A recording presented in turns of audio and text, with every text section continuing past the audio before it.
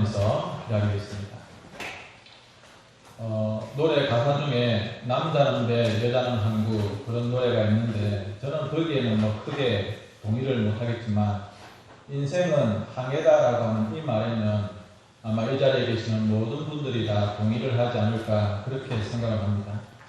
사실 여러분 배를 생각해 보시면 항구에 있는 게 가장 안전합니다. 그런데 사실 항구라고 해서 늘 안전한 것은 아니더라고요.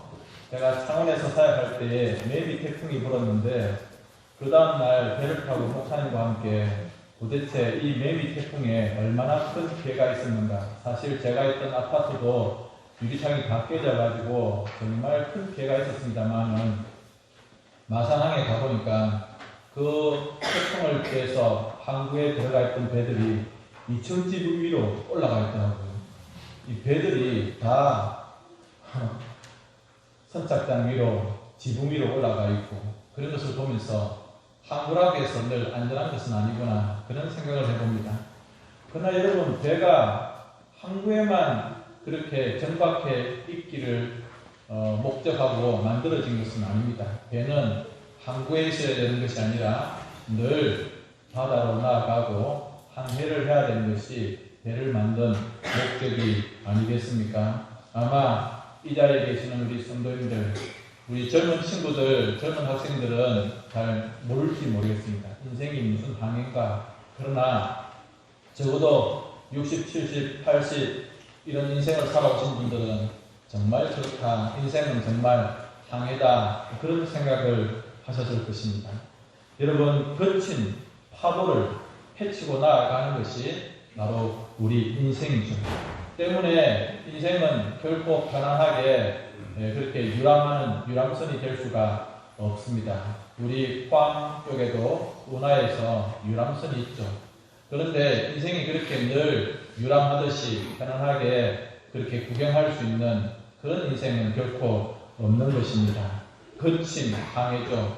바람이 불고 또 거친 파도가 있는 그 망망대해에 있는 것이 우리 인생이다. 그렇게 생각을 해봅니다. 때때로는 바람이나 거친 파도뿐만 아니라 앞이 전혀 보이지 않냐는 사방이 깜깜한 그런 항해의 시간들도 아마 여러분들은 보내셨을 것입니다. 또 어떤 때는 태풍을 만나서 아무리 앞으로 나아가려고 해도 도무지 나아가지 못하는 그런 인생의 태풍을 만나신 적도 있을 것입니다. 우리가 조금 전에 찬송을 불렀던 것처럼 늘 우리의 인생이 순탄하고 순풍이 불어서 잔잔한 그런 인생을 살아가고 싶지만 그러나 그런 인생은 없다고 하는 것입니다. 우리가 생각할 때에 순풍이 불면 야 정말 이 항해를 안전하게 그리고 편안하게 할 수 있겠다 생각을 합니다. 그러나 인생에 늘 그렇게 순풍만 있는 것이 아니에요. 내가 가고자 하는 방향과는 반대 방향, 그러니까 역풍이 불 때도 있습니다. 그러나 역풍이 분다고 해서 내 인생이 후퇴하고 또 내 인생이 잘못되고 또 내 인생이 침몰하느냐, 그것은 아닙니다. 돛을 잘 이용하면 그 역풍을 이용해서 우리가 앞으로 전진할 수 있다고 하는 것이죠.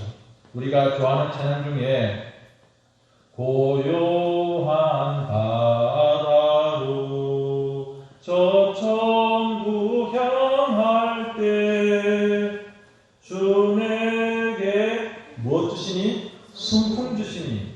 순풍 산부인가 아닙니다. 순풍 주시니. 하나님께서 우리에게 인생 가운데 순풍을 주시면 이 인생의 항해를 참 잘할 수 있죠. 그런데 그 다음 가사가 얼마나 우리의 심정을 또 뜨겁게 하는지 모르겠습니다. 큰 물결이 일어나. 내 인생에 이런 큰 물결이 일어날 줄 우리가 몰랐어요. 그런데 항해를 하다 보니까 조금 전까지는 순풍이었고 너무 좋았는데 갑자기 이런 큰 물결이 일어나는 거예요. 나 쉬지 못하나. 뭐라고요? 이 풍랑으로 인하여. 이 풍랑이, 이 역풍이 나에게는 너무 고통스럽고 힘든데 이 풍랑으로 인하여서, 이 거친 파도로 인하여서 내가 침몰하거나 내가 후퇴하는 것이 아니라 더 빨리 나아갑니다 라고 고백하는 것이죠. 믿으십니까? 여러분, 이것을 믿을 수 있는 우리가 되어야 되는 것입니다. 이것이 인생이고 이것이 성도의 삶인 것이죠. 세상에 안 믿는 사람들은 순풍이 불어야지 자기들이 잘 될 거라고 생각합니다. 또 우리 성도들도 생각하기에 내 인생에 순풍이 되어야, 순풍이 불어야 내가 잘 나아갈 수 있다, 그렇게 생각을 합니다. 그러나 때때로는 역풍을 만나고 거친 물결들을 만납니다. 세상 사람들은 그 거친 물결과 역풍을 감당을 하지 못해요.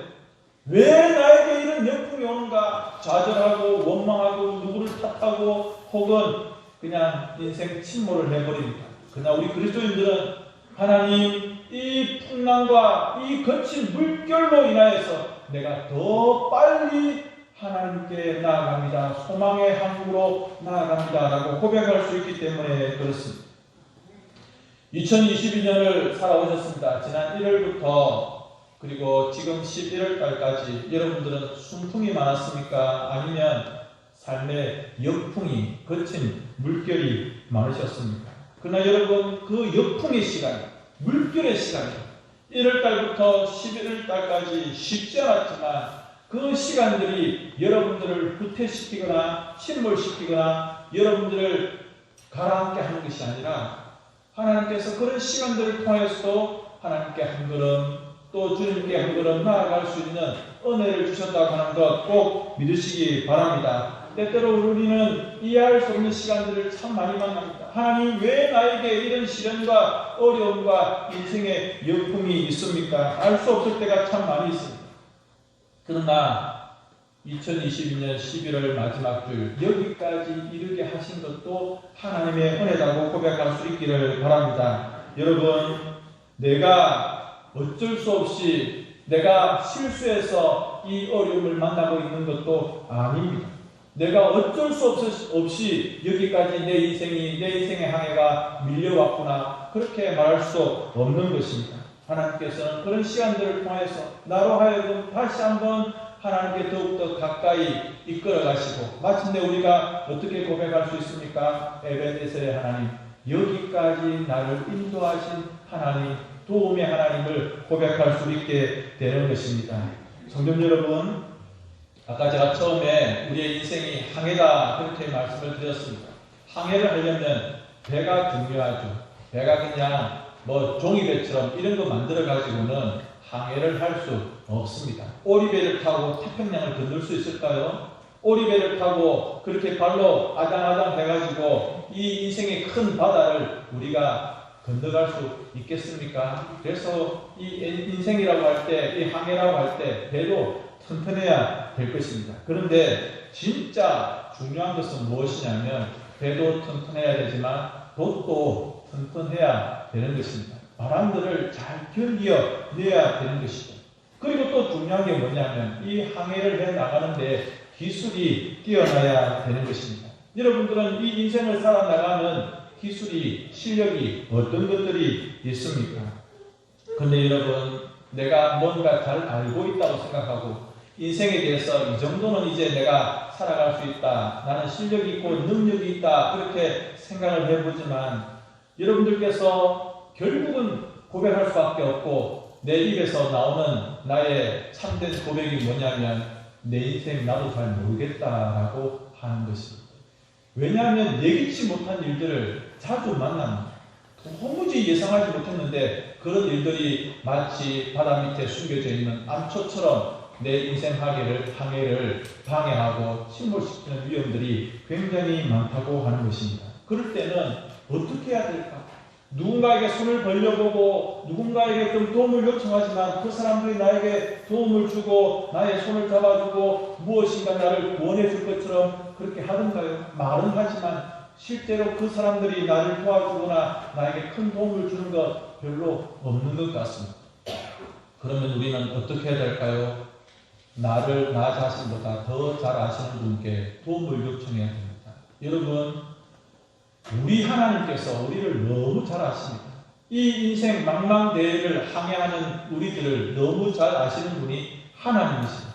하나님께서 우리를 너무 잘 알기 때문에 나보다도 나 자신을 너무 잘 아시는 그 하나님께 내 인생 항해를 맡겨야 되는 것입니다. 그분이 나를 지으셨고 나에 있는 모든 것들을 창조하시고 아시는 분이시기 때문에 그렇습니다. 어떤 노인이 어떤 신사가 차를 몰고 가다가 차가 좀 한적한 곳에서 고장이 나고 말았습니다. 이렇게 한적한 곳에서 차가 퍼지고 고장이 나니까 굉장히 당황하는 거예요. 그런데 자기 옆을 어떤 차가 지나가다가 차가 딱 서더니 노 신사가 내리는 거예요.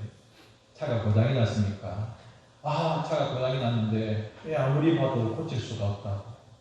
그런데 이 노 신사가 제가 차를 좀 살펴봐도 되겠습니까? 이 아저씨가 신사분이 기가 찬 거예요. 차를 좀 잘 안다고 하면 자기 자신이 살펴봐도 어디가 고장났는지 잘 모르겠는데 이 늙은 노신사가 차를 좀 보겠다고 하니까 기가 찬 것이죠. 그런데 한적한 곳에 어디 정비소까지 갈 수 없고 한번 보려면 봐라고 별 기대감이 없이 차를 맡겼습니다. 그런데 뚝딱뚝딱 열어보고 살펴보더니 차가 부릉 하면서 시동이 걸리는 거예요. 그래서 이 사람이 깜짝 놀랐습니다. 아니 내가 차를 좀 알고 차에 대해서 좀 지식이 있는데 나도 몰랐는데 어떻게 당신이 아냐고. 그러니까 이 사람이 조그마한 명함을 하나 줍니다. 그 명함에 보니까 포드라고 되어 있습니다. 미국의 자동차 왕 포드였습니다. 여러분 그 차를 제일 잘 아는 사람은 그 차를 만든 사람이죠. 우리 인생을 제일 잘 아는 분은 나를 낳아준 어머니 아버지도 아니고 나의 찐친도 아닙니다. 제일 잘 아는 분은 우리 하나님이십니다. 내 인생 항해를 어떻게 살아가야 될지. 오늘 배경이 되어주는 2000년 전 지중해 한 복판으로 우리가 한번 나아갔으면 좋겠습니다. 날씨는 별로 좋지 않고 또 항해하기에 별로 불편한 날씨입니다. 그런데 이 배가 중요한 것은 이 배에 왕이 타고 있는 것도 아니고 또 금은 보화가 잔뜩 실려 있는 것도 아니고 이 배가 중요한 것은 바울이 타고 있었기 때문에 그렇습니다. 물론 이 배가 바울 한 사람만 타고 있었던 것은 아닙니다. 로마에 가서 재판을 받아야 되는 그런 죄수들도 포함되어져 있고 이 죄수들을 로마까지 데리고 가는 일에 책임을 지고 있는 로마 장교 율리오와 또 그의 군인들이 타고 있습니다. 승무원들과 선장, 선주가 타고 있습니다. 이 배에는 276명이나 되는 많은 사람들이 배에 타고 이 지중해 한 복판을 지나가고 있습니다. 그런데 여러분, 이 항해가 중요한 것은 무엇이냐? 아까 말씀드린 것처럼 그냥 단지 죄수들이 그리고 바울이 재판을 받으러 가는 일에 안전하게 그 로마까지 데리고 가는 책임을 맡고 있는 그런 로마의 어떤 행정적인 일이 아닌 것입니다. 이 배가, 이 항해가 중요한 것은 그 배에 타고 있는 한 사람 바울, 그가 하나님께서 주셨던 비전과 마음이 있었습니다. 무엇도 보아야 하리라, 로마도 보아야 하리라. 이 배를 타고 이 바다를 건너가야 로마에 가서 자기가 가지고 있는, 자기가 믿고 있는 바 복음을 전할 수 있기 때문에 그렇습니다. 그런데 이 중요한 항해 가운데 유라굴로라고 하는 광풍을 만났습니다. 큰 태풍을 만난 것이죠. 지금도 태평양이나 이런 큰 바다에서 굉장히 큰 배들, 그래서 엔진을 돌려서 갈 수 있는 그런 엄청난 배들도 태풍을 만나거나 광풍을 만나면 움직이기가 힘든, 혹은 그 배를 쪼개버리는 일들이 일어나는 것이 오늘날 시대입니다. 그런데 2000년 전에 그 돛을 달고 있는 바람을 이용해서 가야 되는 그 배가 미친 듯이 불고 있는 큰 태풍을 만나게 된 것입니다. 유라굴로라고 하는 이 태풍인 것입니다. 여러분, 처음에는 괜찮았습니다. 오늘 성경에 보니까 순풍을 만났다. 그리고 이전 성경에는 뭐라고 했습니까? 저희들이 덕이 한 줄 알고 자기들 마음대로 되는 거예요. 사실 여러분 이 항해가 9월달부터 3월달까지, 그러니까 가을에서부터 봄 사이까지는 지중해가 항해하기에 불편한 날씨이고, 특히 이 10월달과 11월 여기에는 완전히 불가능한, 배를 탄다는 것은 생명을 걸어야 되는, 아예 생각도 하지 말아야 되는 그런 시기입니다. 그런데 이 시기에 배를 타고 나간 이 바울과 276명의 사람들 앞으로 어떻게 될까? 여러분, 이렇게 인생을 살아가다 보면 예상치 못한 일들을 많이 만납니다. 그래서 사람들이 자주 하는 말들이 있죠. 껄껄껄, 하지 말걸, 보지 말걸, 가지 말걸, 그때 그 일을 하지 말걸 하는 후회를 많이 하죠. 그런데 왜 우리가 껄껄껄 합니까? 우리가 앞으로 일어날 일을 알지 못하기 때문에. 그래서 그렇게 내가 순풍이다 생각하고 했는데 막히고 또 어려움을 당하고 힘든 순간들을 만나게 되는 것입니다. 그것이 인생 항해인 것입니다. 물론 하나님께서 바울을 통하여서 이 항해가 위험하다라고 하는 것 미리 경고하셨습니다. 그럼에도 불구하고 왜 이 항해는 그렇게 강행이 되었을까요? 아까 말씀드린 것처럼 이 가을부터 봄까지는 배를 타면 위험합니다. 그리고 10월과 11월은 거의 불가능한, 목숨이 걸려있는 위험한 시기입니다. 그래서 바울이 성경을 보니까 이 항해는 굉장히 위험하다라고 미리 경고했습니다. 그럼에도 불구하고 선주는 그리고 책임지고 있는 이 장교 율리오는 그 바울의 말, 죄수의 말을 듣지 않았던 것입니다. 성경에 보니까 율리오라고 하는 이 사람이 누구의 말을? 선장의 말, 누구의 말을? 선주의 말을 더 믿었다라고 그렇게 말하고 있습니다.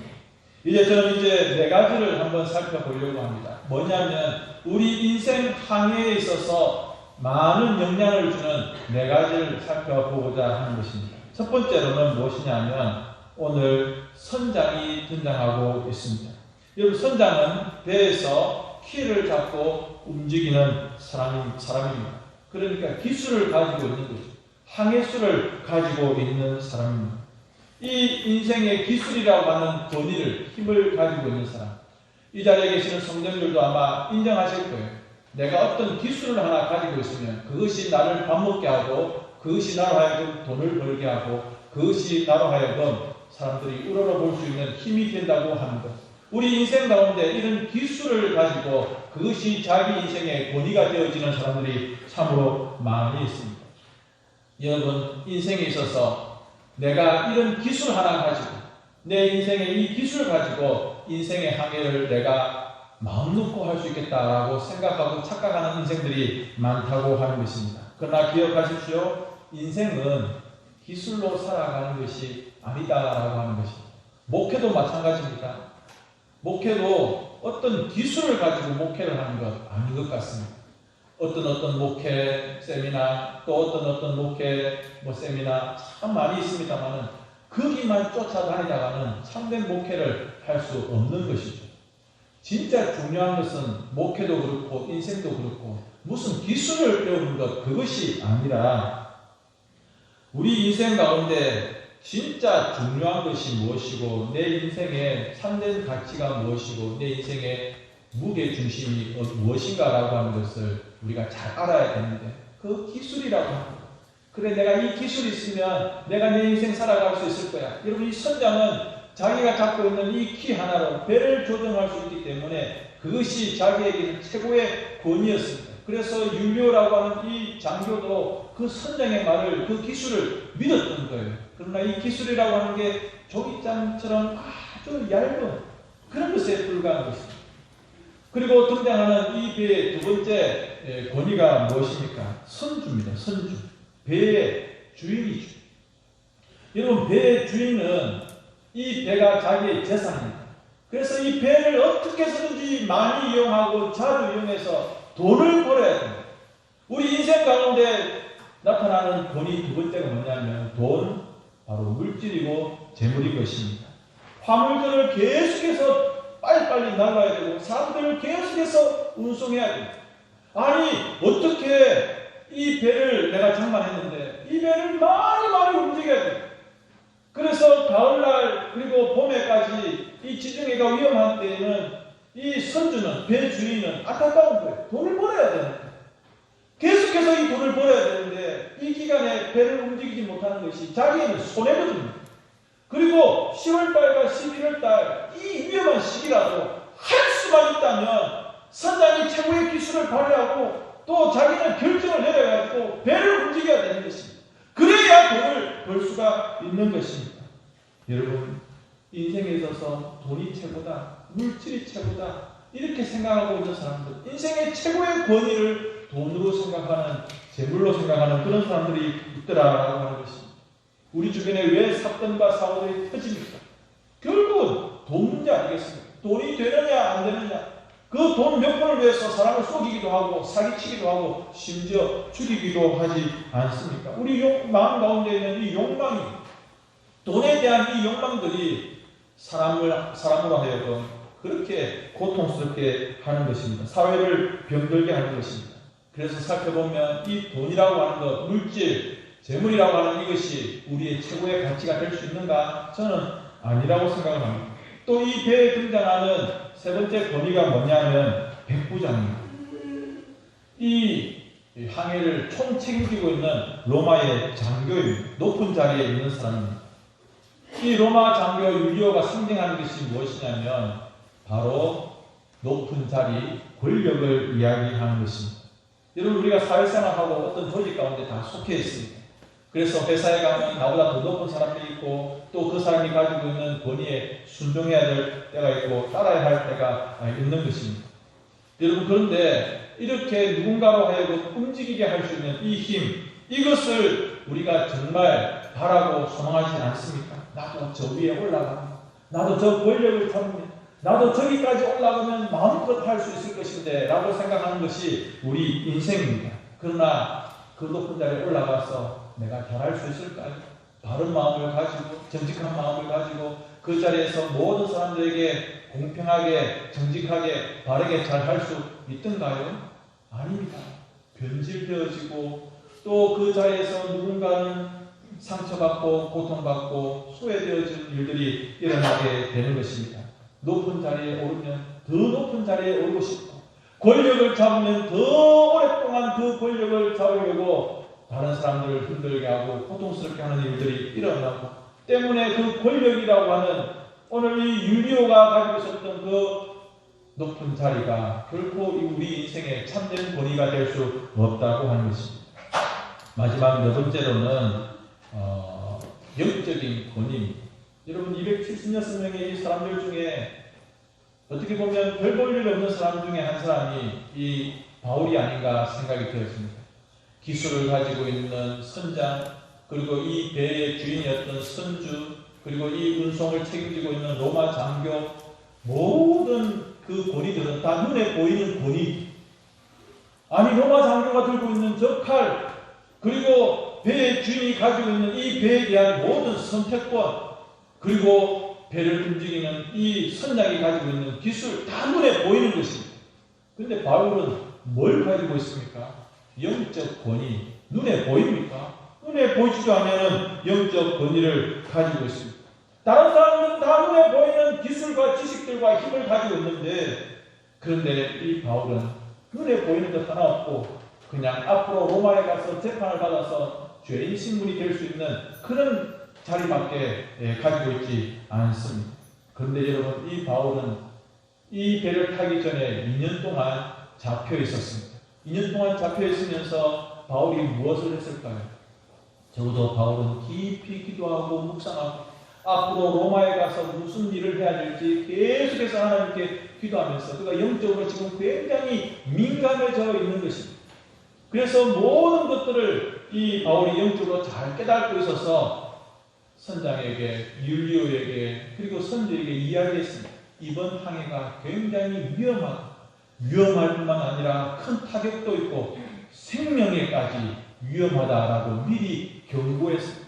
그가 영적으로 굉장히 민감해져 있기 때문에 이 상황들을 성령을 통하여서 그가 잘 깨닫고 있었던 것입니다. 그런데 그들은 바울의 말을 믿지 않은 것입니다. 그들은 기술을 가지고 있습니다. 그들은 돈을 가지고 있습니다. 그들은 권력을 가지고 있습니다.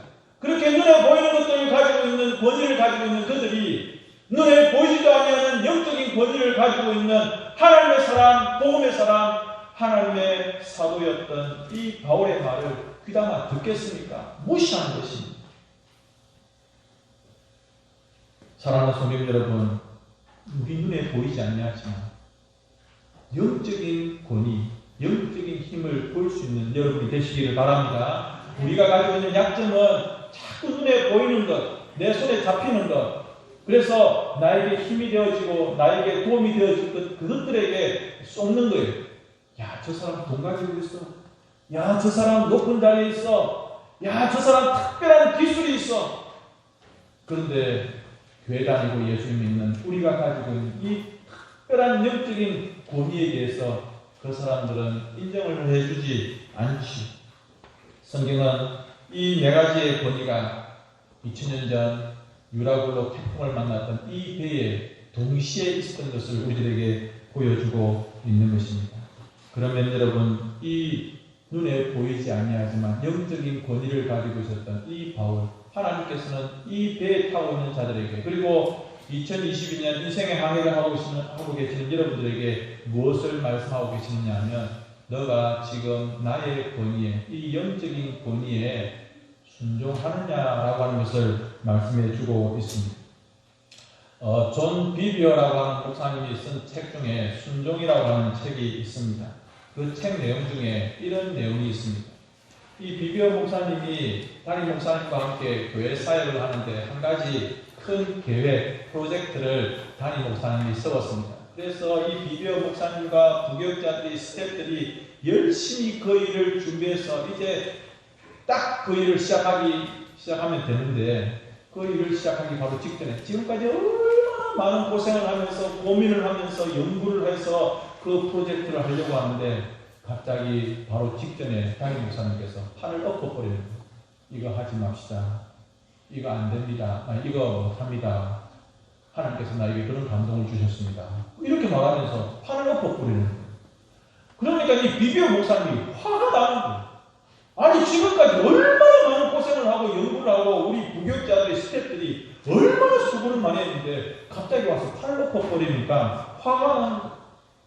그래서 새벽 기도 때 이거 기도하면서 하나님 반합니다. 성질납니다. 하나님 이거 뭡니까?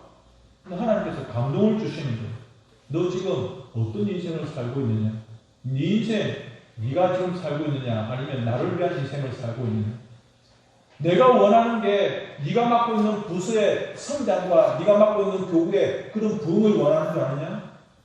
내가 하나님이 진짜 원하는 것은 너가 담임 목사의 영적 권위에 순종하느냐라고 하는 것을, 순종을 보고 싶다. 하나님께서 그렇게 말씀하시는 것입니다. 그때 이 비비어 목사님이 크게 깨달았습니다. 아, 내가 내일 하려고 하면 안 돼도 하나님께 순종하는 것을 배워야 되는 것이구나. 그렇게 해서 그가 순종에 대한 마음과 배움을 가지고 그의 마음 가운데 있는 분노와 실망의 마음들이 다 사라지고 회개하는 마음과 평안의 마음이 되었다고 하는 것입니다. 앞에 서 있는 담임 목사에게 여러분들이 순종하여야 될 때가 있습니다. 또 제가 여러분들이 하시는 말씀 가운데 순종해야 될 때가 있습니다. 아내들이여 남편에게 순종해야 될 때가 있습니다. 또 남편들도 아내에게, 그리고 부모님들이 자녀들에게 순종해야 될 때가 있습니다. 내가 아버지니까 다들 조용히 하고 내 말 들어. 이게 아니에요. 내가 담임 목사니까 당신들은 다 조용히 해. 그게 아니라는 거예요. 여러분, 이 배에 타고 있는 사람들, 기술 가지고 있고 배의 주인이고, 그리고 이 모든 것들을 책임지는 눈에 보이는 확실한 힘들과 권위를 가지고 있지만 나중에 이 바울의 말을 듣습니다. 왜냐하면 바울의 말을 듣고 보니까 자기들이 살 수가 있었거든요. 중요한 것은 무엇이냐면 하나님께서 누구를 통하여 말씀하시든지, 그것이 목사이든지 장로님이든지 혹은 우리 지찬님과 성도님 혹은 아주 작은 어떤 아이의 말이라고 할지라도 그 말 가운데 하나님의 뜻이 있으면 순종할 수 있어야 된다라고 하는 것입니다. 내가 기술을 가지고 있다 할지라도 그것을 내려놓아야, 내가 어떤 높은 자리에 있다고 할지라도 그것을 하나님의 뜻이라면 내려놓을 수 있어요.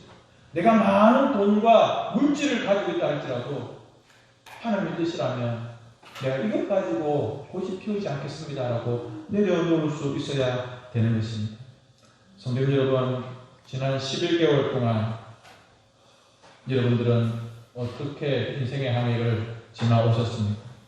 그리고 앞으로 2023년 하나님께서 우리에게 선물로 주시는 새해를 우리가 어떻게 살아가야 되겠습니까? 여러분 인생 항해의 키를 끝까지 여러분들이 붙들고 계실랍니까? 고집 계속 펴실 거예요. 하나님 좀 상관하지 마십시오. 이건 내 겁니다. 내 거. 내 기술이고 내 돈이고 내 자리입니다. 이거 신경 쓰지 마십시오. 라고 그렇게 인생의 키를 계속 붙들고 계시렵니까? 아니면 하나님 이거 제 거 아닌데 하나님 하십시오라고 내 인생의 키를 하나님께 맡기시겠습니까? 여러분 하나님께 맡기시고 양보하십시오. 그러면 하나님께서 내 인생 항해의 최고의 선장이 되시는 것입니다. 내가 선장이 되고 내가 선주가 되고 내가 내 인생 책임지는 건 아니라는 걸 하나님께 맡기시면 우리는 마침내 이 인생의 거친 풍파를 다 헤치고 안전한 소망의 항구 가운데 이르게 될 것입니다. 이 말씀 꼭 믿으시고 또 그렇게 영적 권위 가운데 늘 순종하며 사모하며 살아가실 수 있는 우리 성도님들이 되실 수 있기를 주님의 이름으로 축복합니다. 예, 함께 찬양하겠습니다. 373장